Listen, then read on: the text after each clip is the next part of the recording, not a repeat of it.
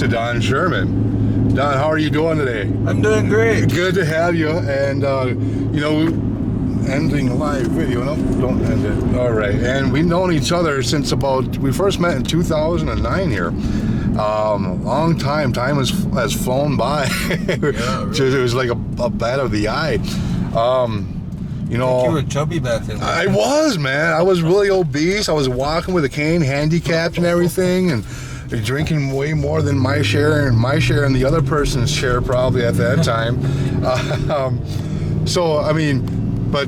We started talking on the phone probably about maybe 07 or 08 and stuff like that. And I first caught wind of Don back when he was on Monster Quest in the Staples episode when they had that crossing of Bigfoot. But come to find out, it was not a Bigfoot, was it, Don? No, it was more of a werewolf. Like a dog man. Yeah, the dog man. But they didn't portray it, and I don't know why they didn't do that, because I always believe tell the truth. Yeah. Don't leave nothing out or don't twist it or whatever. Yeah. Or embellish it. Exactly. Elaborate it or whatever. Exactly. But keep it to the point. Keep the truth. If you see something, let people know. Yeah. And him and Tracker Gene Hagen went out there because it was shot at, wasn't it not? Yeah. Yeah. When the guy shot at it with his 30-30, he said it dropped to his knee and got back up, took off into the woods. Man. And so you guys believe he found the area where the bullet entered a tree? Yeah. Yeah. And they chopped that out, and you guys can find that episode on the Monster Quest. And so that's how long I've kind of known or caught wind of Don Sherman here in Minnesota. Other than that, Don, what kind of got you started into the Bigfoot research? I started I started about the same time Bob Olson did. Yeah. That 6 Mile incident. Okay. Never had no interest prior to that, okay, other than I've seen one back in when I was in my 20s. But, yeah, that's how I got started. So, you and Bob Olson teamed up and you guys created a team as well here in Minnesota. All right, I'm going to show you where the Bigfoot was hit here. All right, you guys, check this out. This was hit in November 2019. My niece witnessed the whole thing. So it was coming from the east over here and was crossing the road into the west, headed to the Mississippi River. Yep. And car was going this direction, and my niece and her friend were headed that direction. And so it was about right in here. I don't remember exactly, but we'll see the glass here. It's just full of glass. Right in here. There still should be glass everywhere. Alright, I think it's enough. We'll walk out here.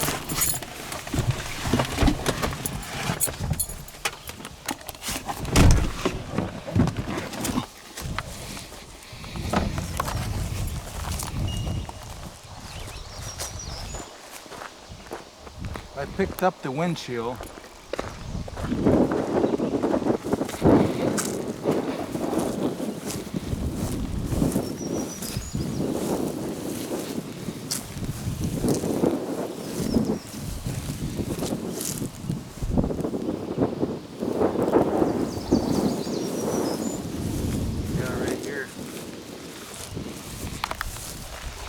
This is where all the glass is splattered in a fan pattern out that direction, almost all the way to the telephone pole. Man. That would be something very heavy and also at a good speed. Big swamp. Yeah. Hardly nobody goes back in here. Dude, pretty thick stuff. Wow. And so she hit this. Obviously, it did damage to. Now this was She didn't hit it. It was the car in front of her. The car that was coming their direction. Okay. And she got to see all of this happen. He said that it rolled up on that car windshield. It cracked the windshield. They had to take the windshield out. And obviously, we still have pieces of it here all Windshield over the was place. laying right here. Yeah. So that kind of Corroborates with the story. And this is where the cops or the police or whoever was in charge at the time, State Patrol, they quarantined the area after about 3 to 4 hours. Wouldn't let anybody in here. They had canine dogs. Trying to track it. Trying to track it, yeah. Trying to figure if it was a person or if it was. But the other witness said too, he said it was something hairy that he hit, walking on 2 legs. Have you talked with the guy who actually hit it at all? No. No. You know. She didn't know who it was, and Right. she didn't ask. And Right. of course, you know, they're not going to get that information out. No. No. What did she see? I mean, so she said that she got to see it. Well, when the car was coming in, they were pretty close when they were coming to meet. They were pretty close to each other in a meeting. Mm-hmm. The thing ran between the 2 cars. Mm. And right away, you know, she saw the thing. She said, "What is that?" He said, "I don't know. It looks like Chewbacca." It probably made that sound as a guy hit by the other car. Yeah. And then it rolled up and rolled off that car, and then from there, did it land on the ground? Did it roll on the ground? When they hit it, she said it rolled into the windshield and rolled off into the ditch. Okay. The car, you know, the guy slammed on his brakes and. And this would be the ditch area. Yep. Right. Rolled off in the ditch right here. And then made its way up and just ran off towards the Mississippi. Yep. Mississippi's only about. Quarter mile. No. No. 50 yards. Oh, wow. That's really close. Yeah. Really, really close. So they had tracking dogs, and police report said that it was a baby moose. Well, anybody can identify a baby moose from a hairy creature on 2 legs. No doubt. Yeah. You know, although from report said they said they was divided to meet up amongst the local Native Americans, and the only local Native Americans is over in Balkabin. Nobody got no meat, huh? So cover up again. Yeah, it sounds like it. Anyway. And this was November of 2019. Yep. This is the area back here is where the summer of 2019 we were doing research. There's another road that goes quite a way. I mean, it's quite a ways over. But okay. That's where we've been having a lot of activity, a lot of tree knockings. Is that where you guys were getting surrounded? Yeah. Yeah. That's very cool. Yeah, we had tree knockings all around us. One that was centralized, they were all kind of answering that one. Right. Every time that one would knock, the rest of them would knock. I love it. So, Yeah. I mean, what's your thoughts on that? Do you think that they all kind of carry a stick? They use an object to do that, or do you think it's produced, you know, from their body? Well, it's hard to say. Hard to say. I'll tell you my experience. You can, anybody can be the judge on this one, because I'm not sure what it is. When I seen it back in my 20s, it was 10:30 in the morning. I was out deer hunting, and just on a Goats Lake Road area. And a beautiful day out. There was no cloud in the sky, and I just happened to come up this old logging trail, and I looked and I said, "What the heck is that?" It was reddish orange color, and I could see the hair and stuff, and I couldn't figure out. I knew it was an animal, but I couldn't see no facial features. And it seemed like I stood there for about, I don't know, good 5 minutes. And I was looking at it and staring at it, and I had my 30-30 on my sider. I wasn't going to shoot the thing.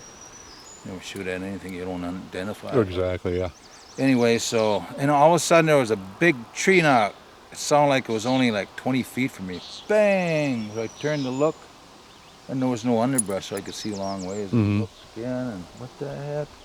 Turned back, and that thing was gone. And it was huge. I'd say it was a good 8 to 10 feet. I couldn't really tell exactly, but it was big.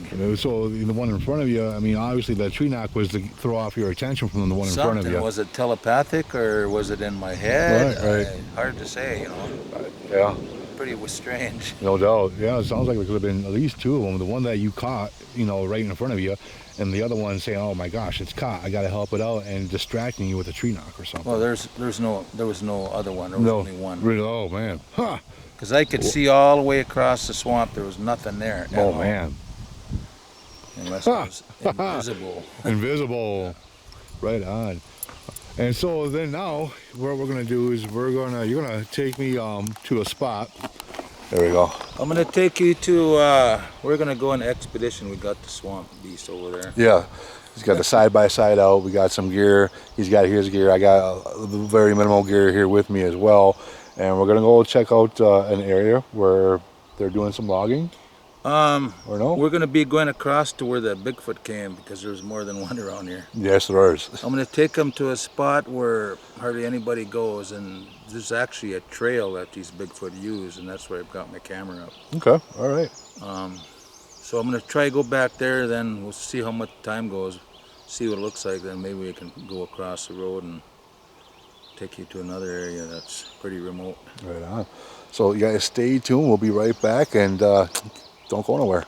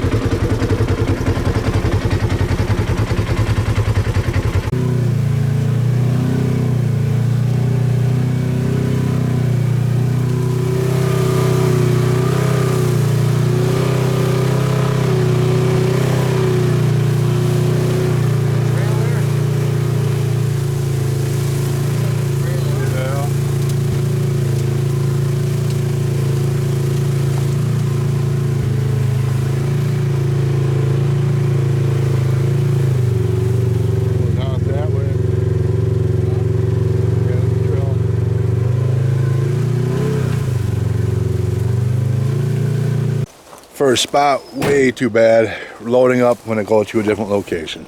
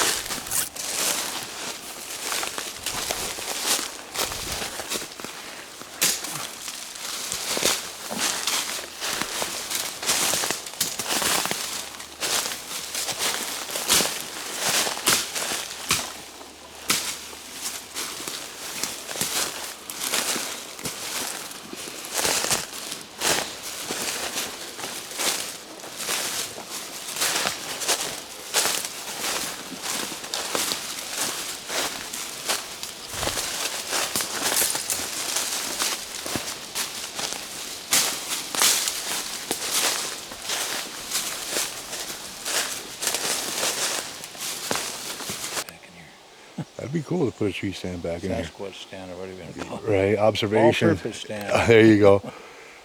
So we are deep in the middle of the forest.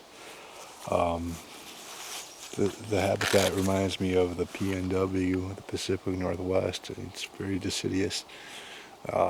Pines and birch and poplar. Right now we're just sitting and observing and listening. And we're kind of northwest of Rice Lake, back in a very remote swamp. This was logged off probably about 10 years, 12 years ago. And the only way into this area here is during the winter time. They do have roads out here, but you can't get into them because it's too wet. Waterlogged. Yep. Yeah. And this is absolutely beautiful. So we're gonna hang here for a while and just observe and probably do some knocks here after a bit, which we'll turn the camera on and see if we get any responses or something like that. Set a camera out. I think I'm gonna set a camera out here. Yeah, that'd be cool. Yeah, tree camera. And we'll be back. All right, we're gonna do some wood knocks.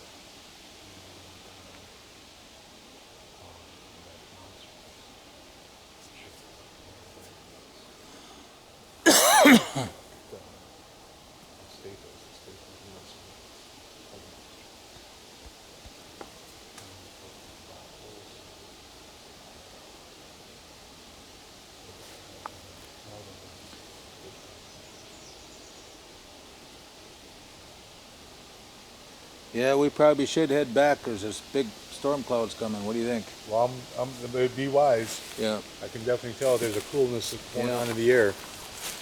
All right, guys. We'll check you later.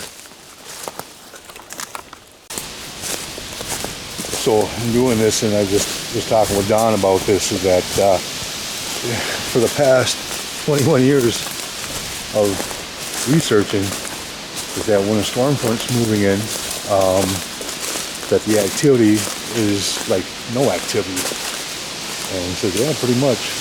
so he can cooperate with that as well. And so yeah, we're heading out of here.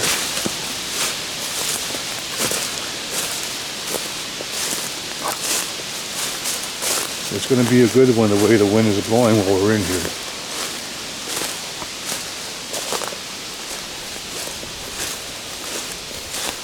Absolutely beautiful.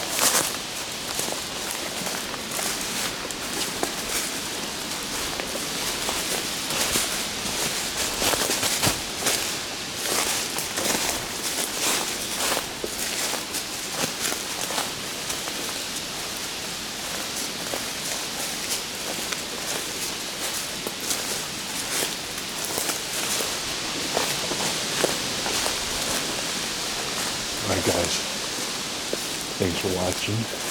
We're back. Alright everybody, so we're just kind of driving right now. It looks like this storm is going to pass rather quickly by the looks of it. I already seeing blue skies and stuff, so what we're doing is we're just driving this road here. Perfect substrate for any kind of prints and stuff like that to be seen. So that's what we're doing, is kind of looking for any type of impressions.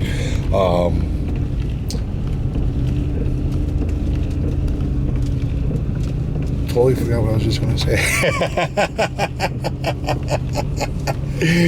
Oh no! So Don, what is your thoughts? I mean, what do you think that they do? Any theories, thoughts of what they do during the wintertime? My thoughts? They come nuts. I think they get picked up by UFOs, but every now and then. But they people have been around here have been seeing them any time of the year. Yeah. Middle of the winter, doesn't matter. People seen them out on snowmobiles, and we talked to one guy, and not very far from where that one was hit. Okay. He seen one out in a snowmobile, and there was like about, I don't know, 1.5 foot of snow or more, 2 feet. Jeez. He was walking through the snow like it was butter, you know, just smooth, No trouble traversing at all. That scared the heck out of him. He said he got the heck out of there when he saw it. Yeah. Got a glimpse of it when he seen the tracks. You know, a lot of people, I mean, again, this is speculative, that they think that they go deeper back into the woods because there's a lot more fartherness between them and the humans. However, like in the colder months, and maybe you can cooperate on this with your own research, is that because of the less vegetation, there seem to be more carnivorous, meaning that's where we come across more deer kills, or people are reporting their dogs to be taken, pets, outside coolers being raided and stuff like that. Have you had anything come your way like that? No. But I think like anything else, you know, wild animals or bears or opportunists, they'll eat whatever they can. Mm-hmm. And take advantage of anything. They've even had them going through dumpsters. Oh, sure, yeah. Yep, no doubt. Man, this is just beautiful. I'm just waiting for one to cross. Yeah. Well, we're in a prime area right here. I mean, the habitat looks perfect. And there's like a lot. I mean, we're in the forest. So, I mean, there's food, there's water, there's shelter for them. Everything that they need. Yep. Lot of, I guess, they know the forest more than us, and they probably know what to eat. It's good for them. Yeah.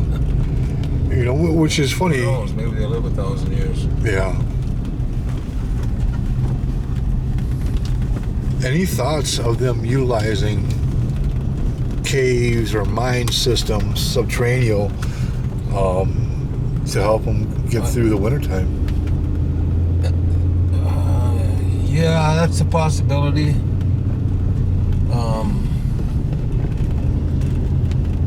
the spiritual side about this thing too is a lot of the Native Americans, medicine men, they think it's a spirit being, and I don't know. They come and go. Yeah, they do. Portals. Oh, we got a bear. Oh yeah, nice one.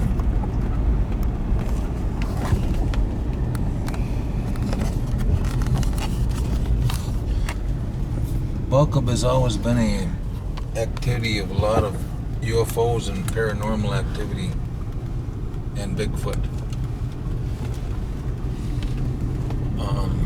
Native Americans say the Bigfoot coming when there's going to be troubled times, and I think we're going through that right now. Yeah. That's been known for throughout the community, that they come in troubled times, they help us.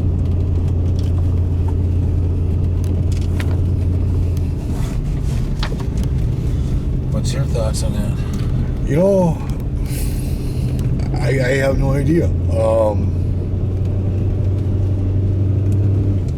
I suppose that's a possibility, but I've also heard on the other side of the coin is that they're good, bring good fortune. They're good to see. They're good luck. I mean, I guess it all depends on the cultural beliefs and how you were raised. And there's just so many different cultural beliefs. Yep. You know, and it's good to, you know these different things to better educate yourself for more of a better understanding. Yeah. So I've talked, there's a lot of researchers out there who are witnesses and had encounters of seeing Bigfoot with orbs. Yeah. Holding orbs and stuff like that. And that's why I think there is a UFO connection. They come and go.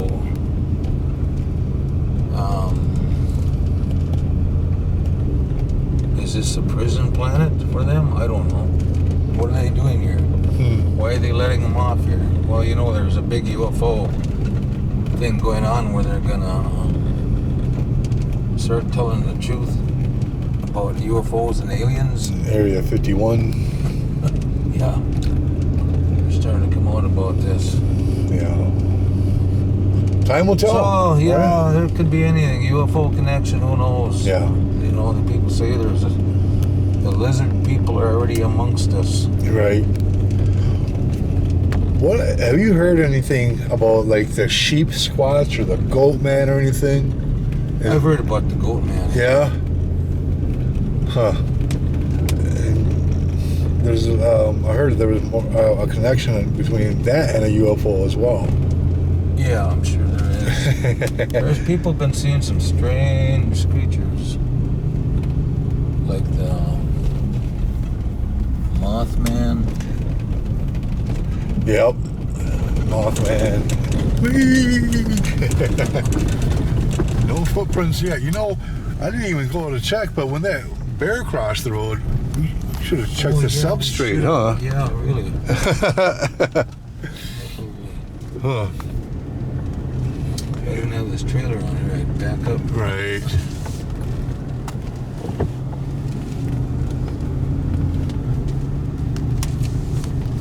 Alright guys, we'll be back. We're in the area where yesterday I got some knocks. I'm back.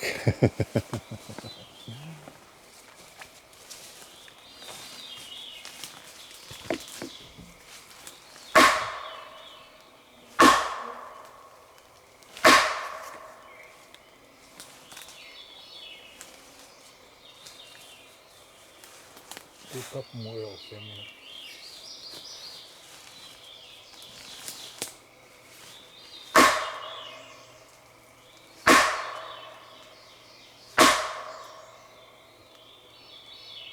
Out by a 6 mile area. Road we've never been on before. It doesn't even show a road here, but we managed to find it. This is the end of the road, so we're turning around. I'm facing the direction we came from.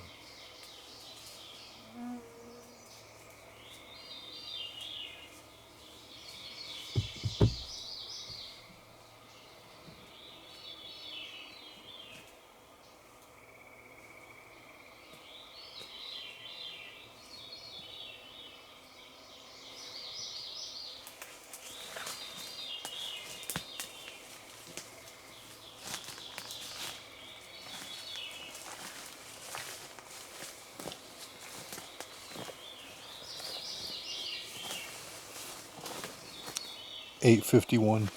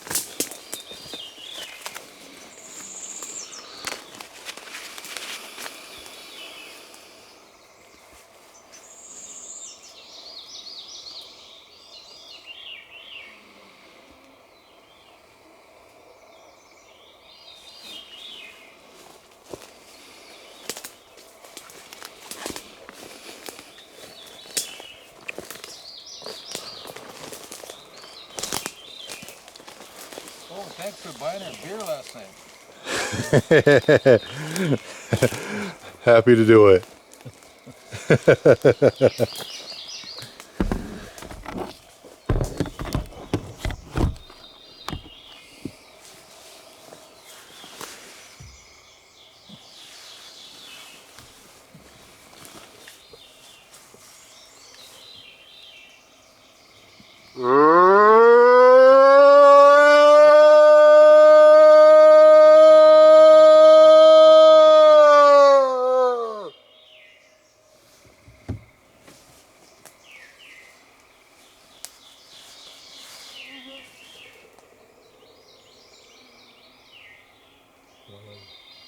Ginger, his knees, and what that is. What is this part here? Another flower. Oh, okay. Yep, more seeds. I'll just eat the rich seed.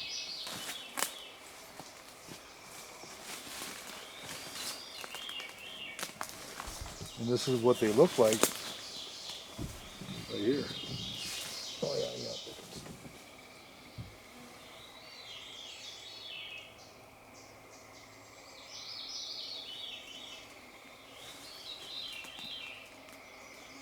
They have that distinct smell to them.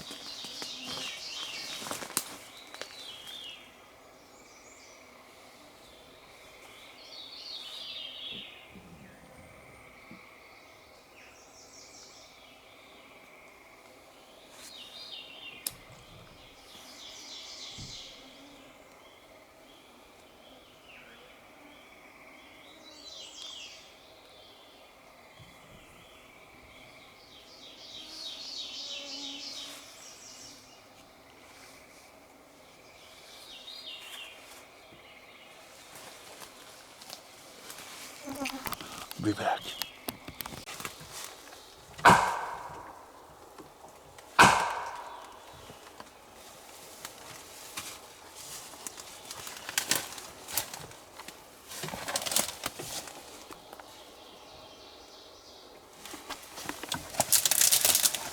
Is that wood? Yep.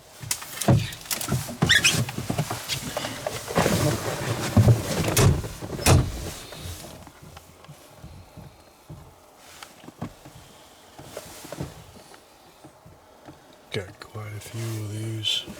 Got a guy that I sell them for.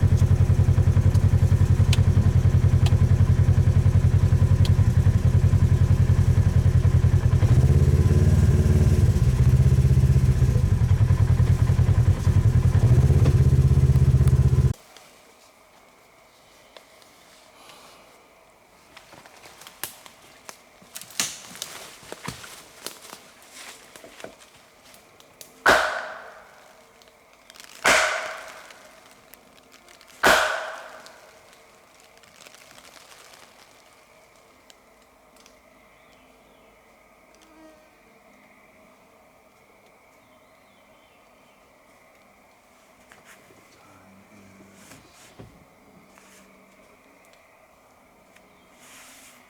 9:17 p.m.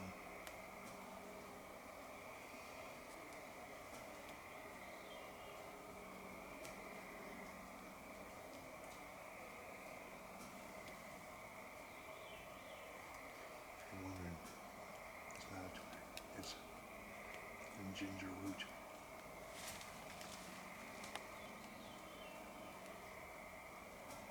Wow, ginger, American ginger.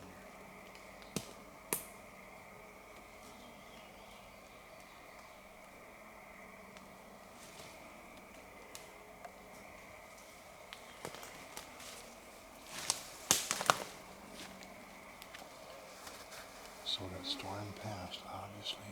We're still out here at it.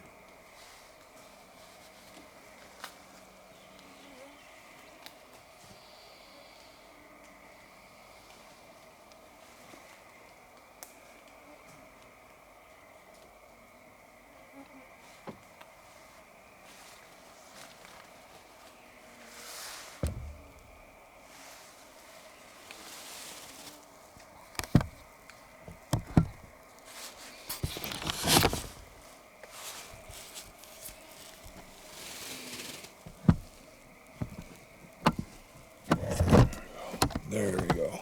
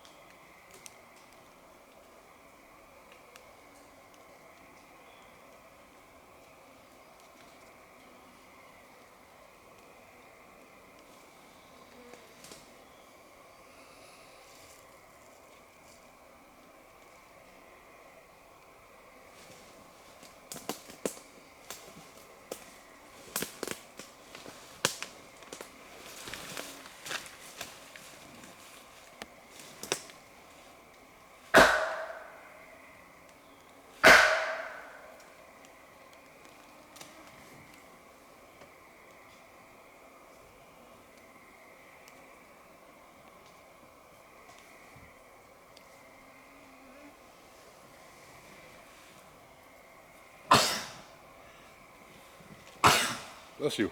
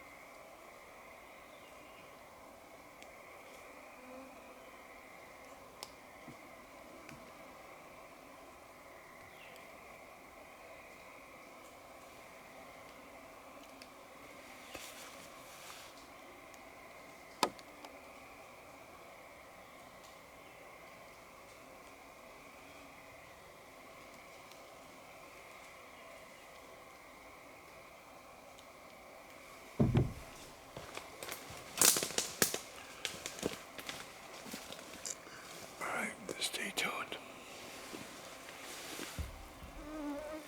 Shut off the 4K, keep the camera, the phone rolling. 9:47.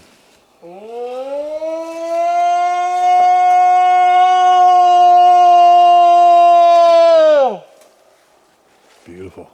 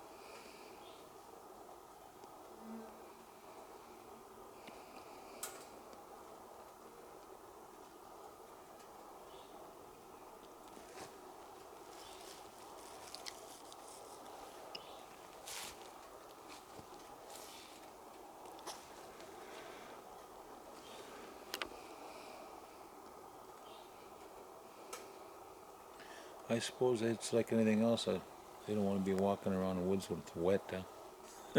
That's true. You know what they say about cold feet? Yeah. Can get you sick.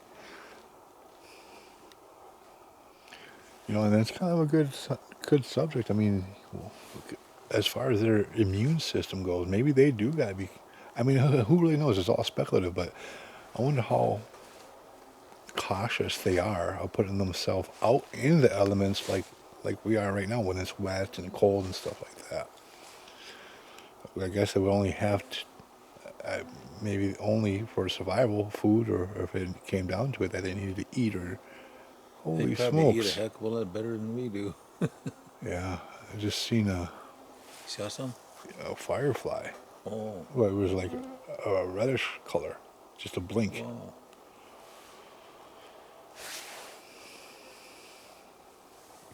Straight ahead, you saw it? I'm sorry? You saw it up here?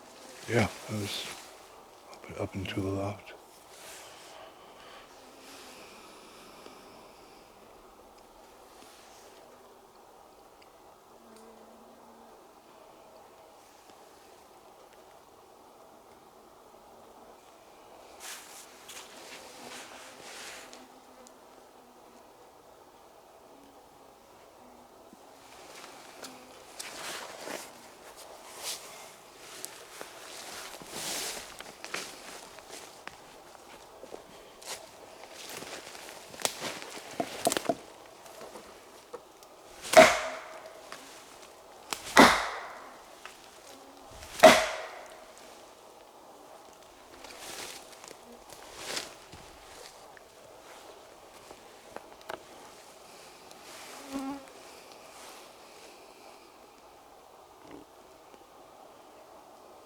What is that, got an IR on it? Yep. Oh, that's pretty cool.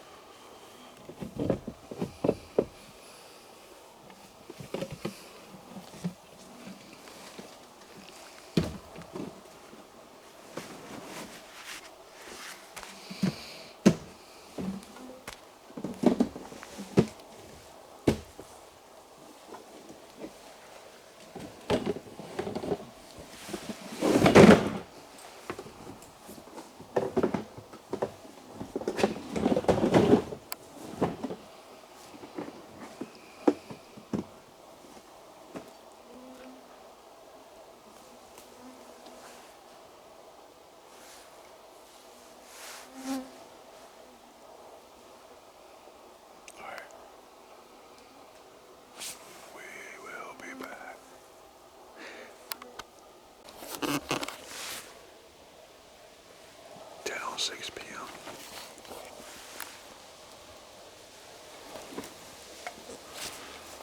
with Don Sherman.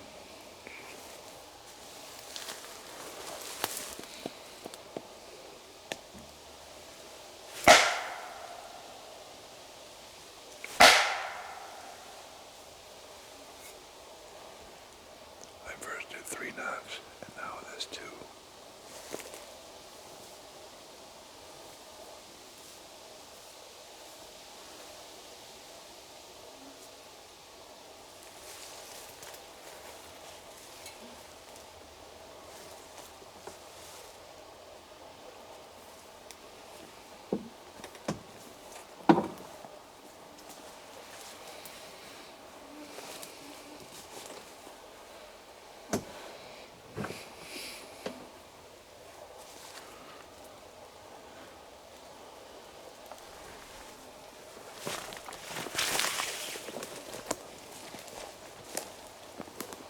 Something trail wind.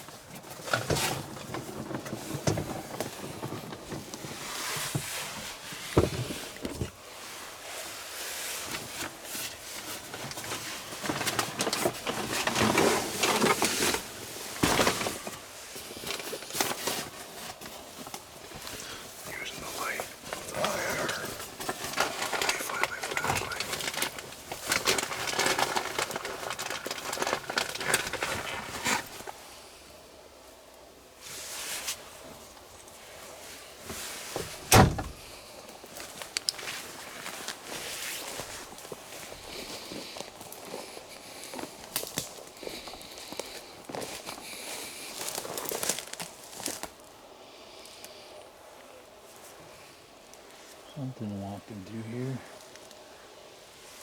I recently been.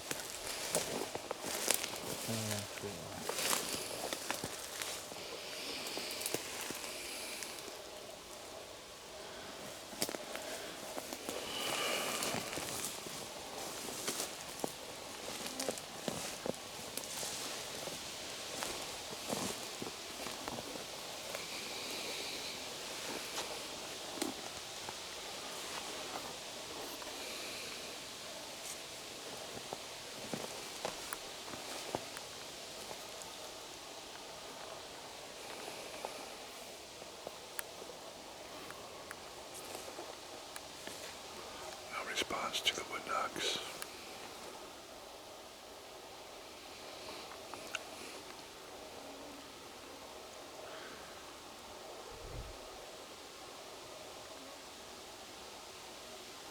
Quiet night is probably due to the rain and the storm that came through.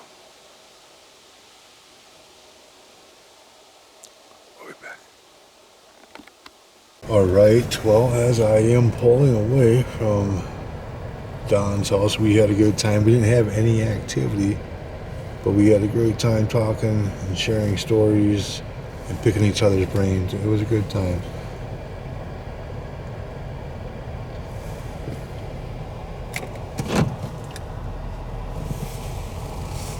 Alright. And again, thank you guys for checking us out here at the Minnesota Bigfoot Research Team. Sure do appreciate that. And for all your ongoing love and support, be sure to subscribe, like, follow, and don't forget about the Minnesota Bigfoot Conference coming up that first weekend in October of this year, 2021. Stay tuned. Come check us out on Facebook, and Facebook, come check us out on YouTube. All right, you guys. Until next time, Elusive One saying God bless, good night, and Squatch on.